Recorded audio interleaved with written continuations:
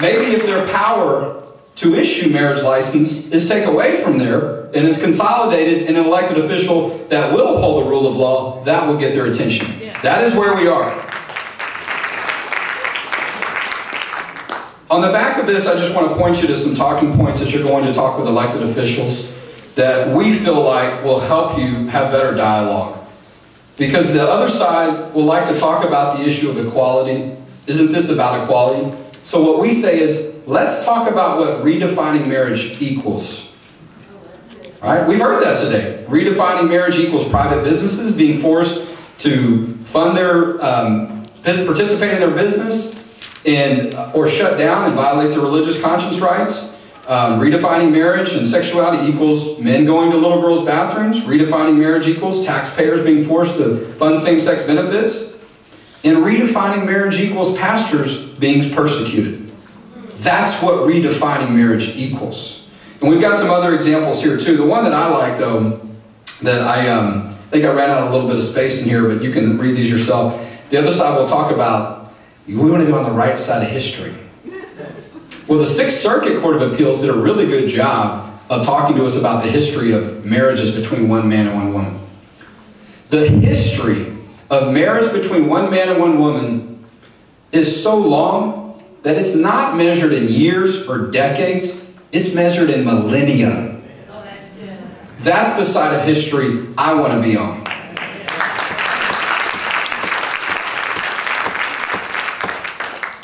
So some good talking points there on this issue related to this, and you can see how these issues of religious freedom and holding government officials accountable are intertwined. There's a handout here. You'll see these bill numbers in more detail that looks like this. It's got the Faith and Family Day logo. And you'll see Senator Campbell's bill. You'll see Senator Bell's bill. Senator Charles Perry has also filed a bill on this issue related to holding elected officials accountable on the marriage issue and consolidating the marriage license issue. And there's also a few more that you can take a look at too that we invite you to walk and talk with your elected officials about to co-author with Representative Rick Miller, who you heard earlier, talking about these issues related to state having control over what happens at the state level and not letting local governments run over our powers, and other issues related to sex education and a divorce waiting period. I also want to, I'm going to close just a second here too. We'll give you some instructions about what happens before our celebration later.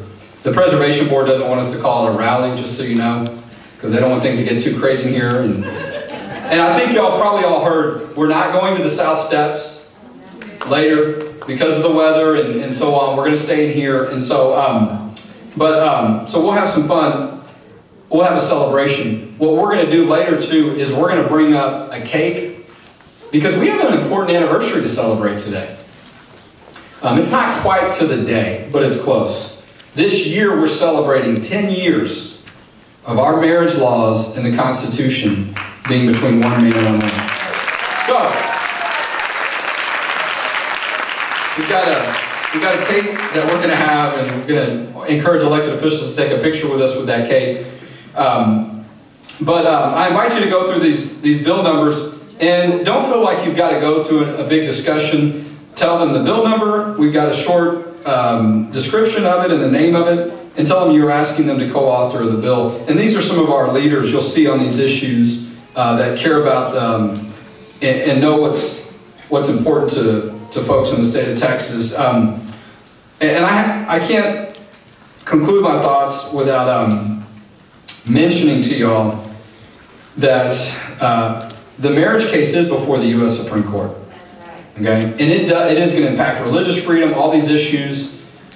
And some people will say some of these issues are probably going to get resolved. You know, Dave Welch's group and all the people like our Texas Values Action that are helping with these ordinances in Houston and places, all that'll get worked out, you know, and they'll let the courts deal with it. As a way to say they don't want to deal with it during this legislative session.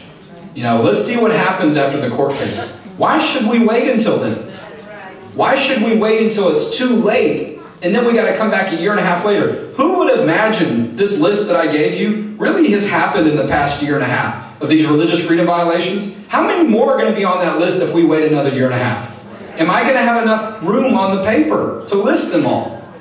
If you could have imagined, we'd be here. So challenge them to do what they're supposed to do right now during this session. This is what they're supposed to do. They're supposed to address these immediate concerns that they're facing right now. And these issues, as you've seen and heard today, are happening right now. I just real quick want to point out a few folks that you haven't heard from speak. If you need some help after we finish up at noon and you go visit offices, the groups that have been participating have done a fantastic job. My staff is on site here and our office is close by, so they have worked extremely hard too. If they could just stand for a quick second. David Walls, and they could be helpful after meeting. Nicole Hudgens is somewhere in the room, or she's probably outside. LaDon Wilson and Becky Conley. So had everybody in our office yesterday putting things together, and they were here late, early this morning. We've been working for a couple of weeks to get all these things together. So I'm thankful we have great staff to do that. So what we're going to do is we're going to take a little break here in a minute, and we're going to start back at noon. But I want to give you some specific instructions. We have lunch that's available for folks that have ordered it after the 12 to 1 celebration. And so if you want to get something between now and then, unless Ann's going to keep you up here a little bit longer, don't go far. We want to start promptly at noon, which really means we want you to be back here at 11:45. We want don't leave at all if you don't have to, okay? We want this crowd here. We want the elected officials when they come in to see so many people here that care about the issue. There will be plenty of time later in today for us to visit offices. We don't want you to start doing that just yet. Take the time to talk with the people that you spoke to get more instructions on what to do and how to address these issues. Also, one of the other things that we're going to do is we're going to reassemble this space that has our information about Faith and Family Day and all that. You'll see all that up here. But we're going to bring the cake in here. So if you want to take a picture of this cake that we've designed celebrating 10 years of our marriage law, we encourage you to do that. When we finish with our celebration later, we're going to encourage all the elected officials to come up here and take a picture with our anniversary cake. Because we should be celebrating marriage. There is no question. We should be proud that we live in a state where we know the impact that divorce has on marriage. We know the impact that redefining marriage has on marriage. We know, as studies continue to show year after year, the model that works best, particularly for children, is when mom and dad are gathered together in a household raising that child and children. That is the gold standard, and it continues to still exist today. So we will be celebrating that law and celebrating marriage later today. And so, did you have any other announcements you wanted me to make?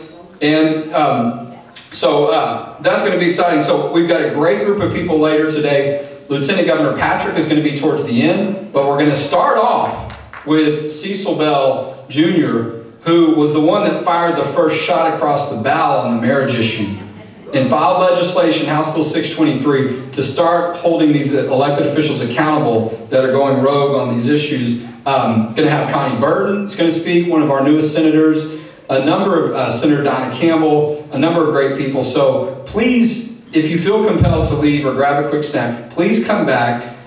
Be back in here by 11:45 so we can get started promptly. If there's any information that you haven't given, please get that in the meantime. And I'll leave you with one final comment.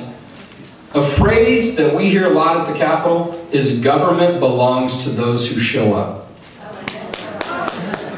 You are here today and you have shown up. You represent not just the hundreds of people in this room, but thousands, if millions of people across this state that you can speak on behalf of that could not make it here today. Do not for a second take for granted the opportunity you have today and the impact that you can have. I heard a legislator tell me one time that if he got 7 calls in his office in a week, that was a lot. Okay? Now, when Houston got there, when that ordinance came out, we got about 110,000 emails to the city of Houston. We know this group, the people in this room, we know that y'all multiply quite quickly when it comes to the issues you care about and getting the word out. So stick around. If you need to get a snack, go ahead and do that. Be back here at 11:45. Be ready to be inspired and encouraged after you hear these people speak, and be ready to go do what Texans do today. Thank you very much.